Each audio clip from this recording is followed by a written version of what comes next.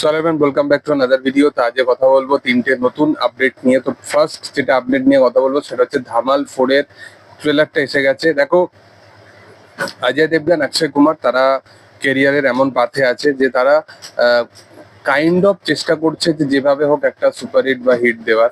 Ajay Devgan only franchise ভ্যালুর ওপর কাজ করছে, ফ্র্যাঞ্চাইজের ওপর কাজ করছে। অক্ষয় কুমারও তাই, সেম। তো দুজনে একদম সিমিলার ভাবে কাজ করছে। মানে তাদের স্ক্রিপ্টের মধ্যে বা চয়েস অফ স্ক্রিপ্টিং এর মধ্যে নতুন অর্থ আর কিছু অডিয়েন্স পাচ্ছে না। এটা খুবই দুঃখজনক বিষয়, কারণ অজয় দেবগন এবং অক্ষয় কুমার, আমি লাস্ট অক্ষয় কুমারের ভিডিওটাতেও বলছিলাম ওয়েলকামের ট্রেলারটার সময়, যে তারা না এমন একটা কেরিয়ারের পিকে ছিল যে তাদের সিনেমা না, মানে খানেদের ওপরেও তাদেরকে রাখা হচ্ছিল মিডিলে, যখন খানেদের প্রবলেম চলছিল। মানে তাদের সিনেমা প্রপার আসছিল না। আমির খান অনেক টাইম নিয়ে সিনেমা বানাচ্ছিল। সালমান খান একমাত্র যে 2017-18 অব্দি পরপর সুপারহিট সিনেমা দিয়েছে। শাহরুখ খানের ওই টাইমটা খুব প্রবলেম চলছিল এবং ওই টাইমে একটাও সিনেমা তার হিট হচ্ছিল না। তো সেই জায়গায় দাঁড়িয়ে অক্ষয় কুমার, অজয় দেবগন কিন্তু দারুণ দারুণ সিনেমা ডেলিভার করেছে। তো আজকে তাদেরকে দেখে খারাপ লাগে যে এরকম ফ্র্যাঞ্চাইজির ওপর বারবার কাজ করতে হচ্ছে। বাট যেটা বিষয় সেটা হচ্ছে যে তার আগের দিনই ওয়েলকামের যে ট্রেলারটা আসে সেটা এতটাই বাজে ট্রেলার হয় না। মানে ধামালের ট্রেলারটা আমার সত্যি বলছি আমার ভালো লেগেছে। হ্যাঁ, ধামালে কিছু কিছু ট্রেলারের মধ্যে কিছু কিছু সিন আছে, কিছু কিছু জিনিস আছে যেগুলোকে খুব রিক্রিয়েট করা হয়েছে। বাট রিক্রিয়েট করার হলেও, মানে করার পরেও, যেহেতু পরিচালক যেহেতু একদম অরিজিনাল পরিচালক, তো সেই কারণে না, এবং কাস্টিংও একদম মানে original casting, maximum casting original. Just Sanjay Dutta ছিল সেই জায়গাটা অজয় দেবগন এসছে।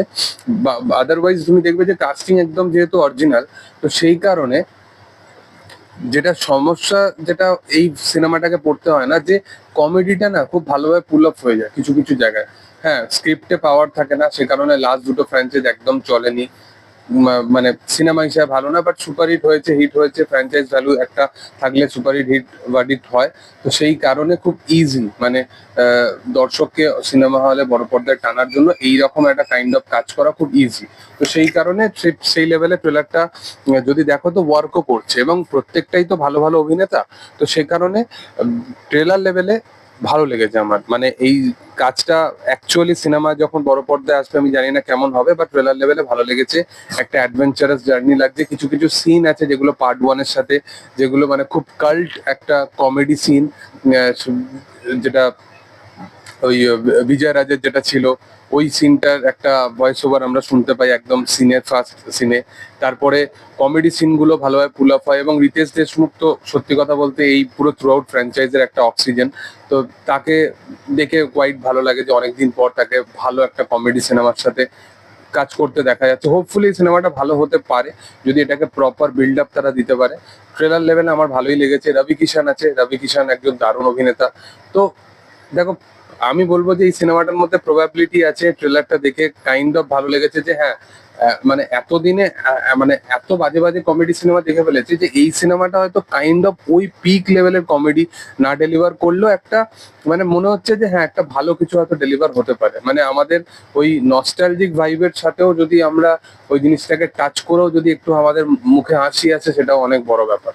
তো যাই হোক, ধামাল 4-এর ট্রেলার আমার খুব একটা খারাপ লাগেনি, আমার ভালোই লেগেছে। মোটামুটি মিক্সড রিয়াকশন বলতে পারো। এরপরে যেটা নিয়ে কথা বলবো সেটা হচ্ছে দেশু 7 নিয়ে। তো দেব শুভশ্রীর সিনেমার শুটিং এখন দুর্দান্ত ভাবে চলছে, সেটা আমরা সকলেই জানি। পরিচালক দেব এই সিনেমাটাকে সময় নিয়ে মানে রিলিজ করতে চাইছে, এবং তাই কারণে মানে এখনো পর্যন্ত সিনেমাটা রিলিজ পেতে প্রায় 4-5 মাস মতো বাকি।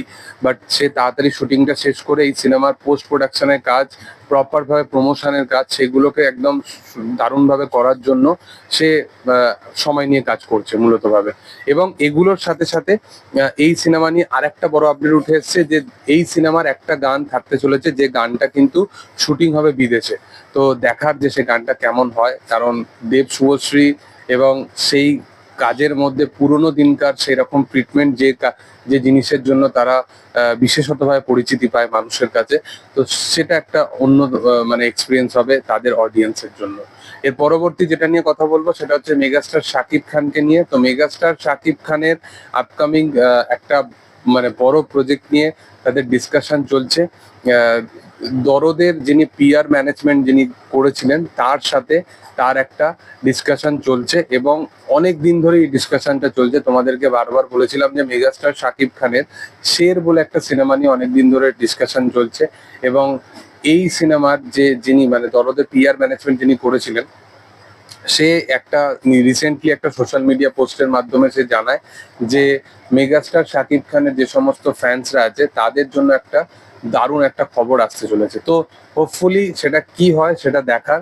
তো মেগাস্টার শাকিব খানের কি আপকামিং কোনো প্রজেক্ট নিয়ে কোনো অ্যানাউন্সমেন্ট হবে নাকি কিছু, সেটা দেখার, সেটা সময় বলবে। তবে শাকিব খানের আপকামিং লাইন আপ দুর্দান্ত, হোপফুলি যেটা হবে সেটা বেটার কিছু ডেলিভার হবে। তবে তোমাদের কি বক্তব্য অবশ্যই এটা কমেন্টে জানাতে পারো। ভিডিও ভালো লাগলে অবশ্যই লাইক শেয়ার সাবস্ক্রাইব করে দিও, পাশে থাকা বেল আইকনটা অবশ্যই প্রেস করে দিও। Thank you all, by.